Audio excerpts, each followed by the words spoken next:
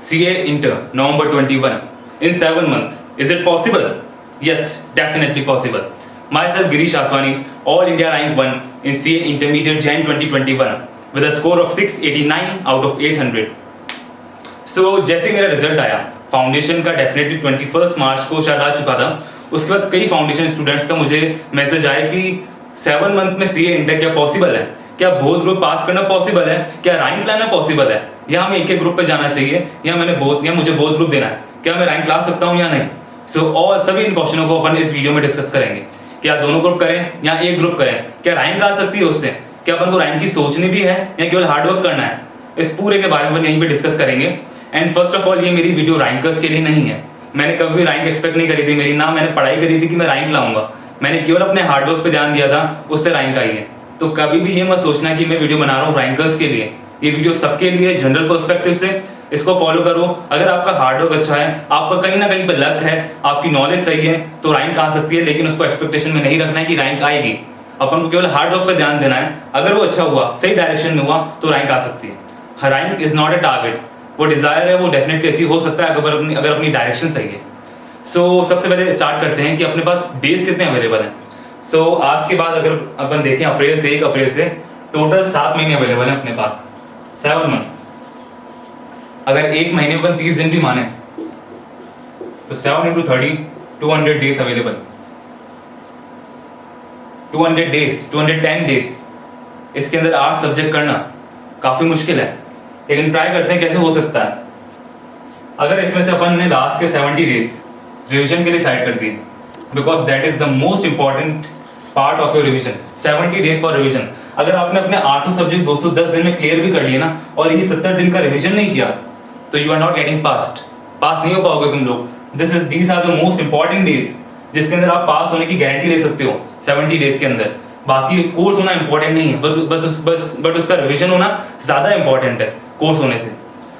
सो 70 days, वैसे तो मैंने जितना रिविजन, अगर नॉर्मली रिविजन करना चाहिए वो 90 डेज का एटलीस्ट होना चाहिए, बट क्योंकि हमारे यहाँ पे टाइम अवेलेबल नहीं है, अपने पास केवल 7 मंथ्स है, तो इसलिए अपन वहाँ पे केवल 70 डेज ही रख सकते हैं। सो बाकी अपने पास बचते हैं 140 days. Now in these 140 days, you have to clear your target. You have to complete your course, whether it be 1 group, 2 group, second group or both the groups. So सबसे पहले तो टारगेट देख लेते हैं कि अपन को फर्स्ट ग्रुप देना है, सेकंड ग्रुप देना है या दोनों देने हैं। अगर आज की बात आप ये डिसाइड कर लेते हो आज ही कि आपको फर्स्ट ग्रुप देना है या सेकंड, दोनों में से एक ही देना है, then you are going very easy. बहुत इजीली आपको अपने 4 महीनों में 4 सब्जेक्ट्स क्लियर करने हैं, और आने वाले 3 मंथ में एक मंथ का आपको एक रिविजन देना है। एक मंथ मतलब आपको एवरेजली एक मंथ आपको एक सब्जेक्ट के रिवीजन पे देना है। You are going perfectly right in your direction. आप एक सब्जेक्ट बहुत इजीली निकाल सकते हो, एक ग्रुप आप बहुत इजीली निकाल सकते हो 7 महीने के अंदर। लेकिन अगर आपको बहुत ग्रुप देने हैं, it is definitely going to be hard then जितना मुझे हार्ड लगा था उससे भी काफी ज्यादा हार्ड, बिकॉज आपको 7 महीने मिले एंड मुझे डेफिनेटली कुछ ज्यादा ही मिले थे। तो 7 महीने में बहुत ग्रुप निकालना क्या पॉसिबल है? अपन यही देख रहा था 140 डेज अपने लिए अवेलेबल है। सो जिन्होंने फर्स्ट ग्रुप चॉइस करा है या जो सेकंड ग्रुप चॉइस करने वाले हैं, उनके लिए आगे की वीडियो नहीं है, बिकॉज उनको एक ही ग्रुप देना है, या फिर वो सेकंड ग्रुप देने वाले हैं या फिर फर्स्ट। उनके लिए बहुत सिंपल है, 4 महीने में अपना कोर्स खत्म कर लो, 3 महीने उनका रिविजन कर लो एवरेजली, एंड आप बहुत इजीली पास कर जाओगे। अब आगे की जो भी वीडियो वो उन लोगों के लिए जो बोथ ग्रुप देना चाहते हैं या जिनको डिजायर है कि वो रैंक भी अचीव कर सकते हैं या नहीं।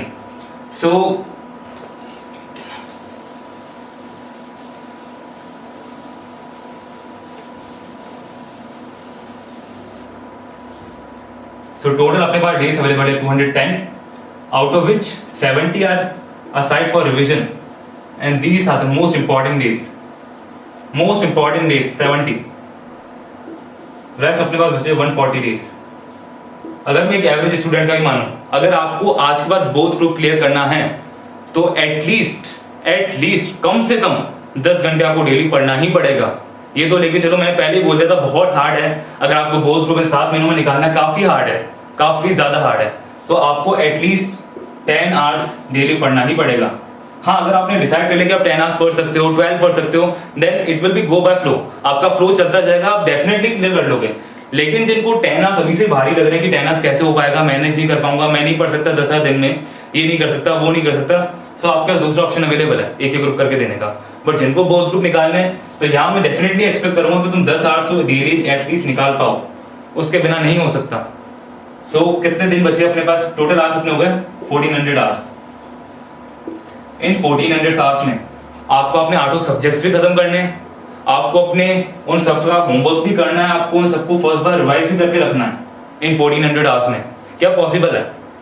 जहां आजकल के सब इंडिविजुअल, अगर मैं लेक्चर्स की बात करूं तो इंडिविजुअल लेक्चर्स जहां 180 170 आवर्स के हो रहे हैं, कहीं ऑडिट के 200 आवर्स से ज्यादा के हैं, कहीं पे अकाउंट्स के 200 के ऊपर से जा रहे हैं, 200 आवर्स से ज्यादा के जा रहे हैं। तो क्या पॉसिबल है अपन 1400 आवर्स में पूरे 8 सब्जेक्ट खत्म कर सकें? डेफिनेटली पॉसिबल है, बट अपन को यहाँ पे प्रायोरिटाइज करना पड़ेगा। अपन को एक पर्टिकुलर सब्जेक्ट नहीं लेके चलना, अपन को 8 सब्जेक्ट्स एक साथ लेके चलना है। आपको ये टारगेट नहीं रखना कि मेरे को अकाउंट्स में 60+ चाहिए या आपको एएसएसएम में 50 चाहिए, ये टारगेट नहीं है। अपन को टोटल सीए इंटर में पास चाहिए, बोथ ग्रुप पे पास चाहिए, और उसके नीचे अगर रैंक अपन को चाहिए तो वो भी हो। अपन को ये चाहिए, अपन को इंडिविजुअल सब्जेक्ट से मतलब नहीं है इस मोमेंट पे। 7 महीने में अगर आप एक पर्टिकुलर सब्जेक्ट पे टारगेट लेके चले गए तो ना आपके बोथ ग्रुप होने वाले हैं ढंग से, ना आपको दूसरे सब्जेक्ट में अच्छे स्कोर होने वाला है। आपको पूरा सीए इंटर एक साथ लेके चलना है 8 सब्जेक्ट्स को, और वो आप अगर इंडिविजुअल एक्सेस लेते हो तो आपको वो इंडिविजुअल टीचर आपको 8 सब्जेक्ट साथ में चलाना नहीं सिखाएंगे, वो केवल आप कर सकते हो। इसलिए मैं इस वीडियो के साथ आया हूं कि आपको 70 दिन का रिवीजन एटलीस्ट रखना पड़ेगा लास्ट में। सो अगर अपन डिसाइड, यहाँ पे अपन को पास चाहिए सी इंटर बोथ ग्रुप में, जब भी अपना नवंबर 21 का रिजल्ट है तो उसके लिए अपन को 8 सब्जेक्ट्स को एक साथ लेके चलना ही है। सो जैसा अपने ऑलरेडी देख लिया कि 1400 आवर्स अपने पास अवेलेबल हैं। अगर आप 10 आवर्स डेली पढ़ने के लिए तैयार हो, और अगर आपको बोथ ग्रुप निकालने हैं तो ये करना ही पड़ेगा, इसके बिना पॉसिबल नहीं है। हार्ड वर्क तो करना ही है, उसका कोई भी शॉर्टकट नहीं कि मैं हार्ड वर्क नहीं करूँ ऐसा हो जाएगा वैसा हो जाएगा पास हो जाऊंगा, नहीं है पॉसिबल। 7 महीने में बोथ ग्रुप 1400 आवर्स आपको निकालने ही है। उसके बाद 70 डेज का रिवीजन करना है, जिसके अंदर आपको डेली 12-13 आवर्स पढ़ना ही पड़ेगा। हार्ड है लेकिन इम्पॉसिबल नहीं है। रैंक लाना पॉसिबल है, इम्पॉसिबल नहीं है। पॉसिबल है सब कुछ, लेकिन आपको मेहनत करनी ही पड़ेगी। लगना पड़ेगा 1 तारीख से ही कि मुझे पढ़ना है तो पढ़ना है, तो रोज के 10 घंटे पढ़ूंगा और पढ़ूंगा ही। अगले दिन वापस उठना है, पढ़ना है, छोड़ना नहीं है। तो अब सब्जेक्ट वाइज स्ट्रेटेजी अपन बात कर लेते हैं कि सब्जेक्ट वाइज कैसे अपन को एग्रीगेट बनाना है 400 का, किस सब्जेक्ट में कितना टारगेट रखें।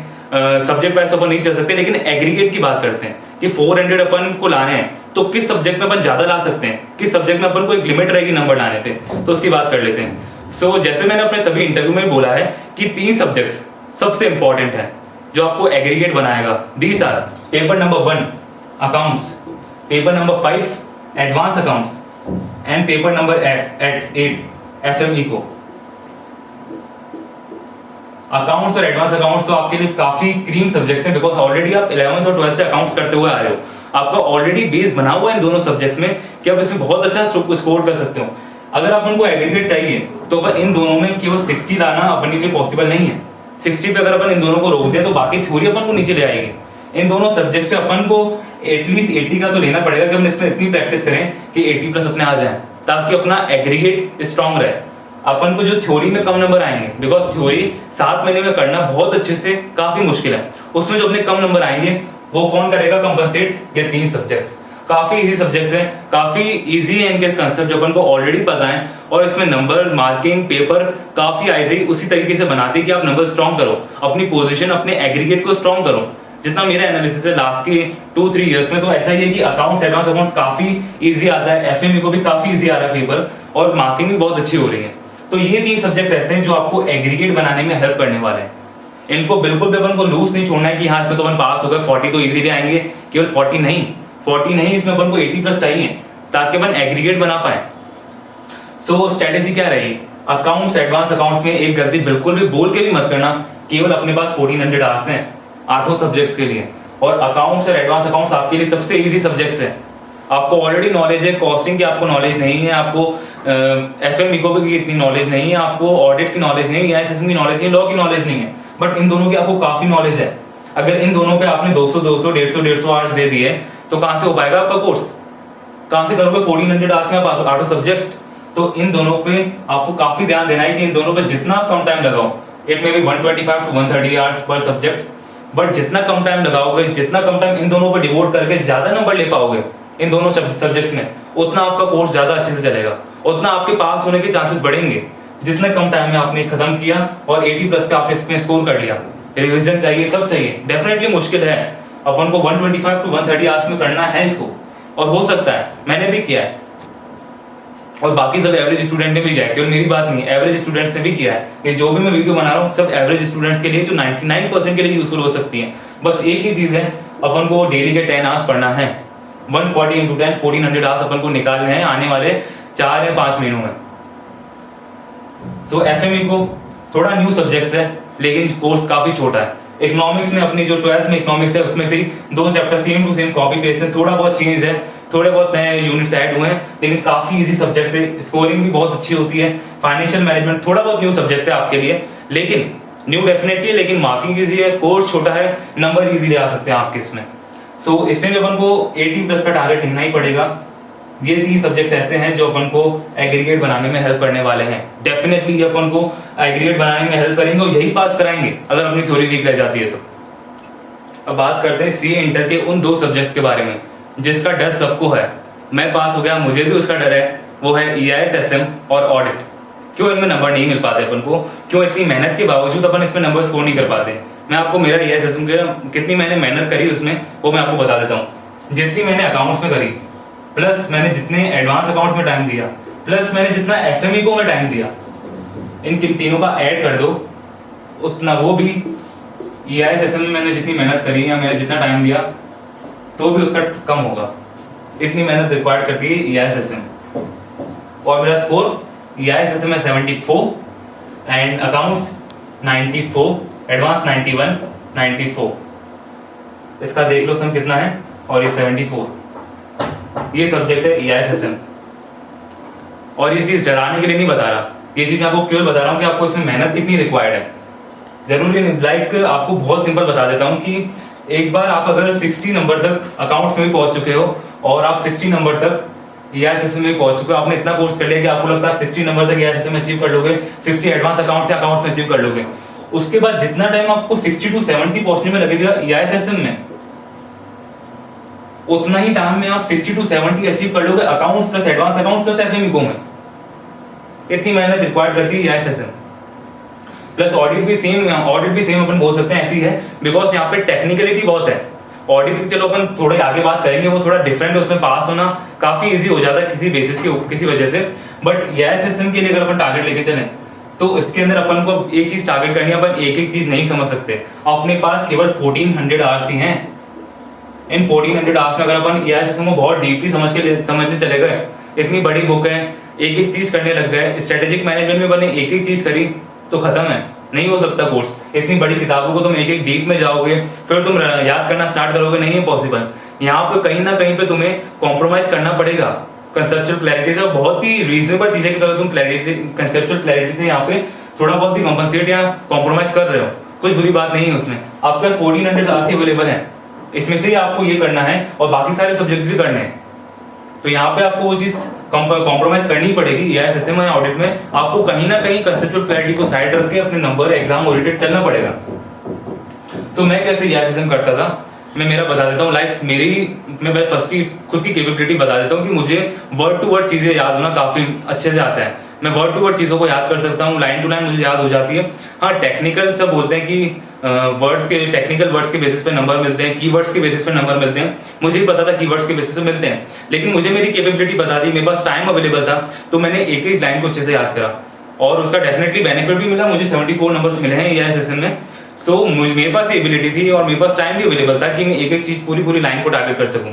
लेकिन आपके पास वो नहीं है, तो आपको केवल कीवर्ड्स पे ही जाना पड़ेगा। और EIS SM जो सब्जेक्ट है वहां पे आप एक बार कोई चीज करोगे, आज आपने कोई चैप्टर करा, अगले दिन उठाओ पूरा साफ है, एक भी चीज याद नहीं आने वाली। मैंने कल क्या पढ़ा था, एक एक शब्द गुम हो जाएगा। क्यों होता है ऐसा, आपको उसका बेसिक रीजन बता देता हूँ। बहुत ही बेसिक रीजन है कि अपने साथ अपन EIS SM में एक चैप्टर आज पढ़ेंगे और अगले दिन अपन पूरा भूल जाते हैं। मोस्टली EIS में ऐसा होता है, SM में ऐसा होना मुश्किल है। EIS का एक चैप्टर ऑलमोस्ट होता है 70 to 100 पेज का, 70 to 100 पेज का एक चैप्टर होता है।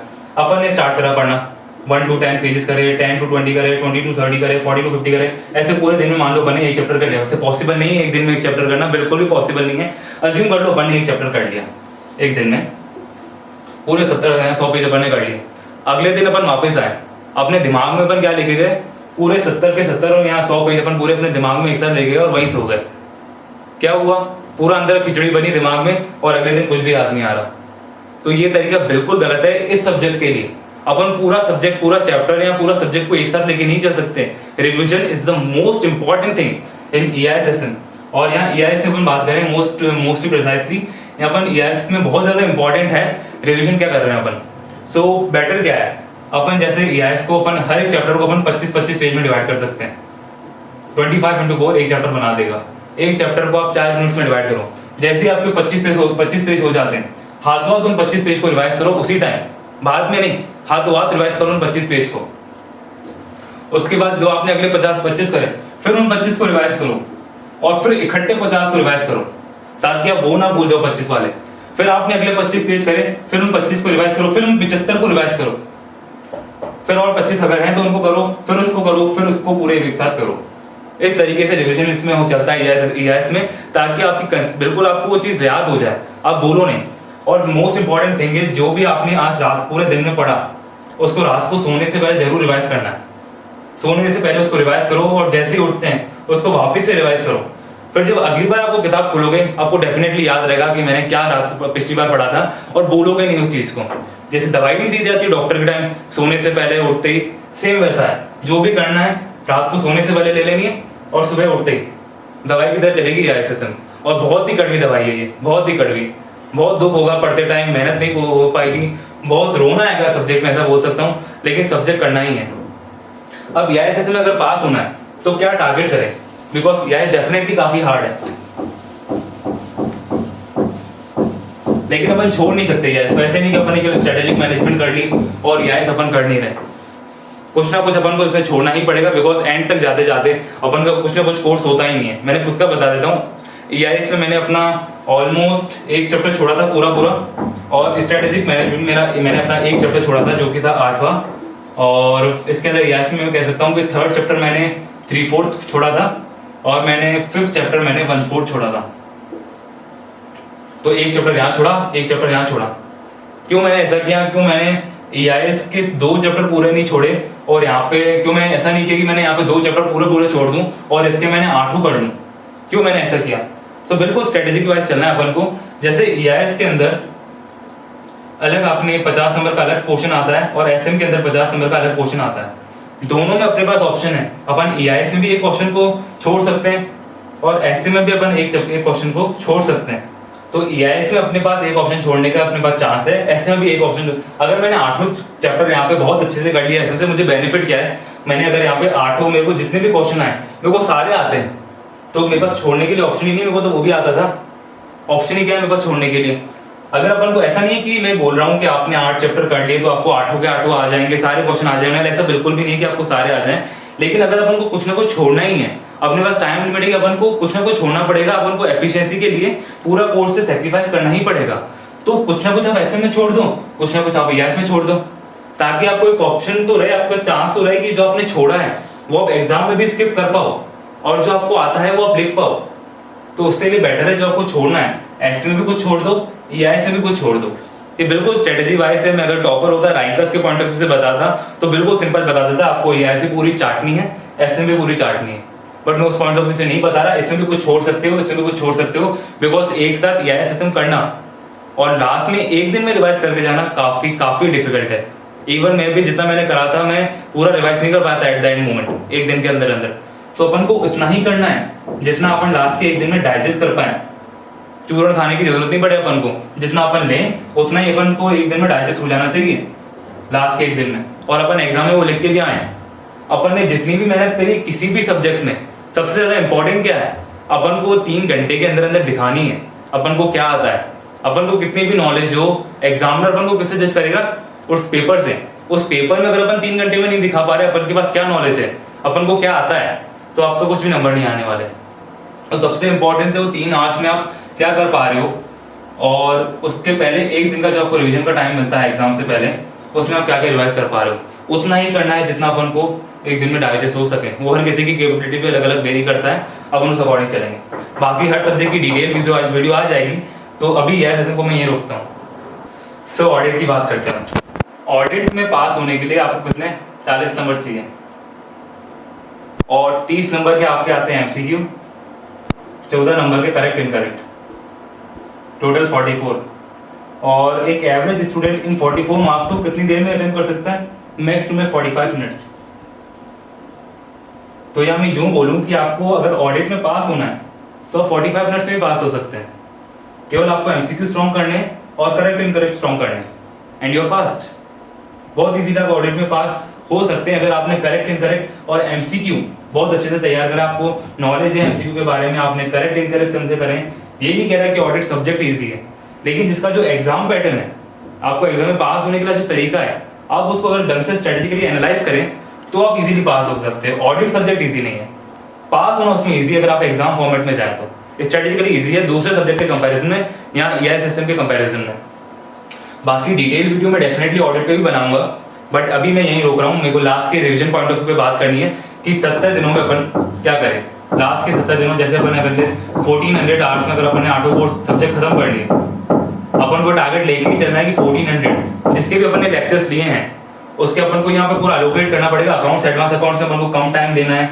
टैक्सेशन जिसकी मैं अलग से डिटेल वीडियो बनाऊंगा, काफी वाइड सब्जेक्ट है, उसके अंदर अपन को कितने आवर्स देने चाहिए, डेफिनेटली इसमें ज्यादा रिक्वायर्ड होंगे बिकॉज नया सब्जेक्ट है, ज्यादा क्लैरिटी चाहिए, ज्यादा प्रोविजन है, ज्यादा मेहनत लगेगी, इसमें ज्यादा टाइम देना ही पड़ेगा। कॉस्टिंग में भी ज्यादा टाइम देना पड़ेगा अपन को। लॉ हो गया, उन सब पे डिटेल वीडियो आएगी, लेकिन मेन अगर अपन ये चलेंगे 1400 आवर्स अपन को अपने सब्जेक्ट्स को जो अपन को अच्छे से आता है उस पर कम मेहनत लगानी है। लाइक अकाउंट्स, एडवांस अकाउंट्स और FME को ये समझाना अपन को बहुत ईजी है, कोई भी समझा सकता है, अपन खुद भी समझ सकते हैं। तो इधर अपन को जितना कम टाइम लगाएंगे और इसमें जितना ज्यादा स्कोर करेंगे, कम टाइम ज्यादा स्कोर, ये अपन को पास कराएगा CA इंटर नवंबर 21 में। और बाकी जो सब्जेक्ट्स हैं हर एक पे डिटेल वीडियो आ जाएगी। बस मेन टारगेट ये 1400 hours 140 days into 10 hours per day, इसमें अपन को खत्म करना ही है। जो 12 आवर्स पढ़ सकता है वो 12 पढ़े, बहुत बेनिफिशियल हो जाएगा आपके आगे के लिए क्लियर करना। मैं एवरेज स्टूडेंट का बता रहा हूँ, उसको 10 आवर डेली का पढ़ना ही पड़ेगा। अगर आप लेक्चर को 1 की स्पीड से ज्यादा पे देख सकते हो लेकिन आपको समझ में भी आ रही है वो चीज, तो वो भी आपको बेनिफिशियल है। ट्राई करोगे आप उसकी ज्यादा की स्पीड पे देख सकते हो, अगर आपको समझ आ रही है एक चीज तो बहुत ही बढ़िया जाएगा वो। देन अगर अपन लास्ट की बात करें, अब आखिरी के 70 दिनों में क्या करना है। अब जब आपने 1400 आवर्स में आपने जो किया, आपने अपने 8 सब्जेक्ट्स खत्म कर लिए, आपने उनको एक बार होमवर्क भी कर लिया, एक बार आपका साथ रिवाइज भी हो गया। अब आपको 8 सब्जेक्ट्स दिमाग में भरे हुए हैं, 8 सब्जेक्ट्स आपके मिक्स है, खिचड़ी बनी हुई है। उन 8 सब्जेक्ट्स को आपको 70 दिनों में बिल्कुल अलग अलग करके रखना है कि आप लास्ट के एक दिन में उसको रिवाइज कर पाए। और मॉक टेस्ट देना डेफिनेटली इंपॉर्टेंट है, डेफिनेटली इंपॉर्टेंट है कि आप मॉक टेस्ट दें। मैंने अगर मैं आपको मेरा बता दूं तो मैंने कम से कम 2 मॉक टेस्ट सीरीज दी थी और लास्ट के 7 मंथ मैंने कोई मॉक टेस्ट नहीं दिया। क्यों नहीं दिया वो मेरा बता देता हूँ। मुझे मेरा आइडिया था कि मैं अगर डायरेक्ट पेपर में जाकर भी बैठ जाता हूँ तो भी मेरा टाइम मैनेज हो जाएगा, मेरे को नॉलेज है, मेरा टाइम मैनेज डेफिनेटली हो जाएगा, मुझे प्रॉब्लम नहीं आने वाली। हाँ, थोड़ा बहुत डर था, नहीं हो पाया तो मैंने अपने साथ एक्सपेरिमेंट किया था। आप बिल्कुल मत करना, आपके पास ऑलरेडी टाइम कम है, 70 दिन बचे हैं, आपने 1400 आवर्स में वैसे ही कहीं ना कहीं क्लैरिटी कम नहीं होगी सब्जेक्ट्स की, तो मॉक टेस्ट बिल्कुल भी स्किप मत करना। इस 70 दिनों में आपको खुद के मॉक टेस्ट का टाइम टेबल बना के देना है और खुद टेस्ट देना और अच्छे से देना 3 घंटे बैठ के। ऐसा नहीं हो कि आपने अकाउंट्स, एडवांस अकाउंट्स, FME वो कर तो लिए अच्छे से, स्कोरिंग भी आपकी अच्छी होने वाली है, लेकिन आप 100 नंबर का अटेम्प्ट नहीं कर पाओ 3 घंटे में। बहुत सबसे बड़ी गलती यही है जो अपन 100 का अटेम्प्ट नहीं कर पाए। अगर अपन को आता है फिर भी अपन छोड़ के आ रहे हैं तो सबसे बड़ी गलती है।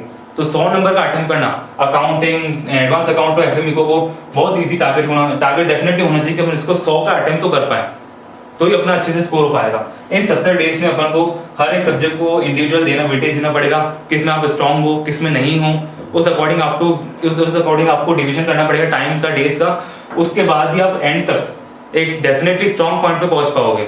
हाँ, हार्ड है, बोझ को करना डेफिनेटली हार्ड है, लेकिन इम्पॉसिबल नहीं है, कर सकते हो। इस स्ट्रेटेजी के साथ चलो, या फिर आपने कोई और आपकी स्ट्रेटेजी हो।